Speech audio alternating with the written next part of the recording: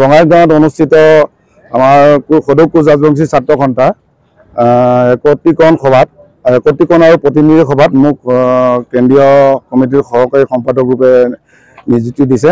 তাৰ বাবে মই কেন্দ্ৰীয় সভাপতি মনোজ কুমাৰ ৰায় আৰু সাধাৰণ সম্পাদক বৰুৰাম বৰ্মন আৰু মুখ্য উপদেষ্টা ক্ষিতিশ বৰ্মনক মই বহুত বহুত ধন্যবাদ জনাইছোঁ।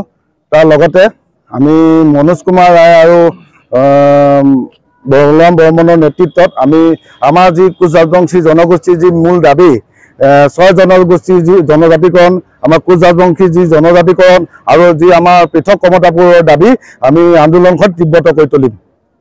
এনে ক্ষেত্ৰত আগৰ যিসকল জনজাতীয় লোক আছে, সংগঠন আছে, বহুতে বিৰোধিতা কৰি থকা দেখা গৈছে। কোচ ৰাজবংশীসকলক দিব নালাগে এনেধৰণৰ কিছুমান কথা চলি আছে আৰু চৰকাৰেও বহুত দীঘলীয়া কৰি আছে, লেহেম কৰি আছে। এই ক্ষেত্ৰত আপোনালোকৰ পদক্ষেপ কি হ'ব?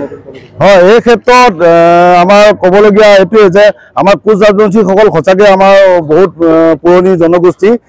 আমাক জনগোষ্ঠীটো পাবলৈ আমি যিখিনি আমাৰ ক্ৰাইটেৰিয়া লাগে সেইখিনি আমি গোটেইখিনি আমি ফুলফিল কৰিছোঁ। গতিকে আমাক অতি শীঘ্ৰে আমাৰ জনজাতিকৰণ দিব লাগে আৰু আমাৰ যিসকল আমাৰ সহযোগী আমাৰ 6 জনগোষ্ঠীৰ লোক আছে তেওঁ সকলোকে আমাৰ জনজাতিকৰণৰ আমি দাবী কৰিছোঁ। যিহেতু নিৰ্বাচন সমাগত 26 নিৰ্বাচন, তাৰ আগতে যদি হয় ভাল হয়, সেই ক্ষেত্ৰত কিবা দাবী জনাব নেকি? তাৰ আগতে যদি আমাৰ জনজাতিকৰণ নহয় তেন্তে আমি তীব্ৰ আন্দোলন গঢ়ি তুলিম।